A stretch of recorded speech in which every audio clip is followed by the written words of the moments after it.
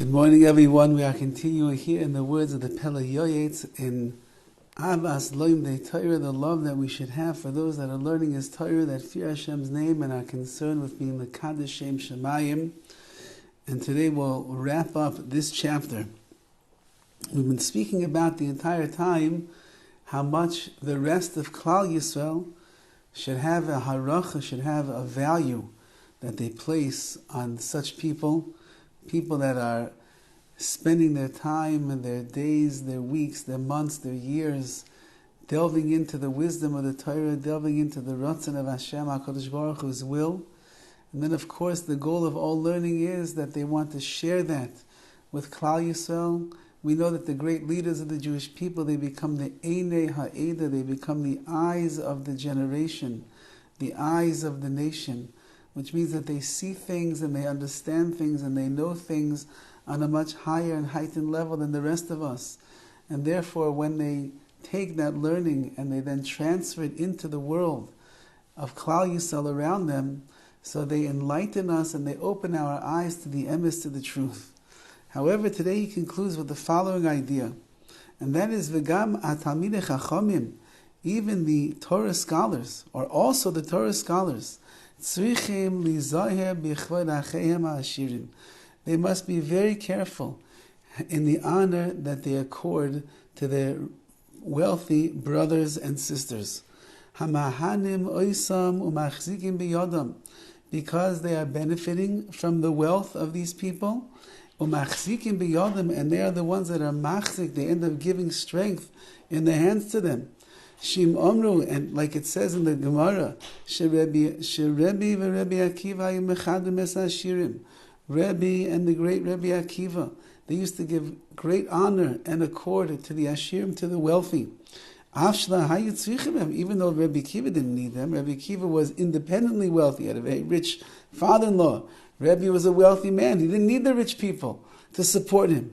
Nevertheless, they saw them as conduits, and as shluchim, as messengers that HaKadosh Baruch Hu put into this world to funnel His money into the world to the people that needed it the most. And therefore they were chosen by HaKadosh Baruch Hu as a messenger to do His bidding, as a person that's going to be like a pipeline of money that's going to go from HaKadosh Baruch Hu to the poor, to the institutions, to the schools, to the yeshivas, to the families that are in need. And therefore they were mechabed them, they honored them greatly, even though they themselves personally did not need them. And therefore he writes, Kol shekin, mi shetzarich lehem, someone who needs the wealthy, v'nena mehem, and you benefit from them, you get tzedakah from them, you get supported by them. D'chiyuva ramya alei shaloi lios kafli toiva.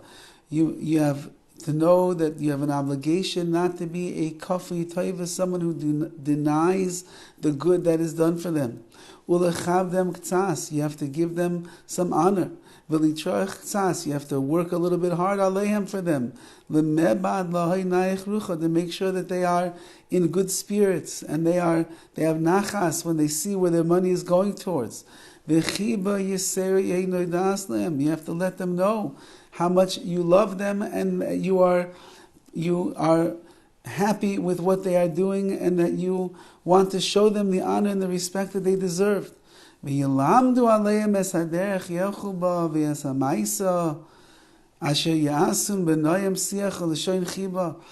yes, you should show them a wonderful way that you relate to them. You should speak to them kindly, peacefully, warmly, and let them know how appreciative you are of what they've done. Says the PELE YOETZ, that toiva teichachas migula me'ava, even sometimes you have to give them. Here he's saying that it doesn't mean that you have to machniya, humble yourself in their presence. You are the Talmid Chacham, and they are the supporter, and therefore you can help them to go along in the pathways that are good for them as well. Not just to give the money, but they also have to work on themselves. They also have to learn. They have to refine their midas. And therefore, even when it's necessary, you can give them a little bit of gentle criticism and love that is necessary.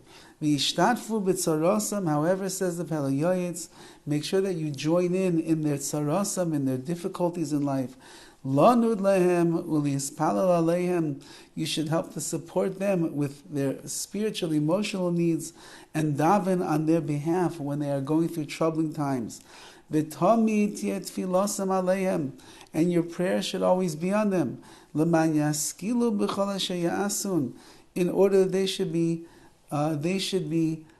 seicheldik, they should have wisdom and insight into all that they do, so that they should be able to continue making their funds, their money, and supporting Torah in the beautiful way that they do. The Torah that you learn, the good deeds that you do, the positive things that you're involved with, that you are being sustained by their charity and by their chesed, you should have in mind that the reward is going to go to them as well. Like this and like this, a wise man should take a lesson and live his life, conduct his life in a way that is going to be pleasing in the eyes of Hashem and pleasing in the eyes of Adam, in the eyes of man around him. So everybody over here is a winner. The people that are sitting and learning, and they are able to uncover the depths of the wisdom of HaKadosh Baruch Hu and His Torah, and increase in their Yiras Shamayim and their Kiddush Shem Shamayim. So they're winning out. They're living such an exalted, exemplary life, such a closeness to HaKadosh Baruch Hu. And those that are in the position of contributing the funds to such people, so that they can sit and they can learn, so they don't have to have the tirch of schlepping around the world to try to make a living, to pay for a wedding and to pay for this and to pay for that, and to put food on the table. You also went out because you're supporting people that have a noble endeavor in this world, and you're getting a big chelik, a portion of the reward that they're receiving for the Torah learning and the avodas Hashem that they are doing as well. So it's a win-win. We call it in Hebrew, it's the Yisachar Zevulun partnership. Yisachar was the son of Yaakov Avinu, who was busy in the tents of study learning. Zevulun was the one that went out onto the seas, and he went out to make parnasa, to make a living and a livelihood. And Zevulun supported Yisachar. So Yisachar could do what he was doing, and Zevulun did what he was doing, but they worked together in a partnership. When Klal Yisrael works together in such a partnership like this, it's a win-win for everyone. May we be zeicher to recognize, what does HaKadosh Baruch Hu want from us? Does He want us to be from those that are sitting in the Beis Midrash and learning? Or does He want us to be from those that are helping to support and facilitate and sustain those that are learning?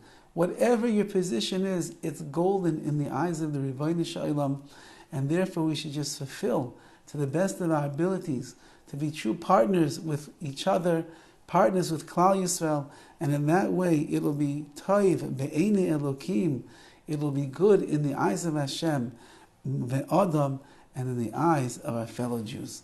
Have a wonderful day.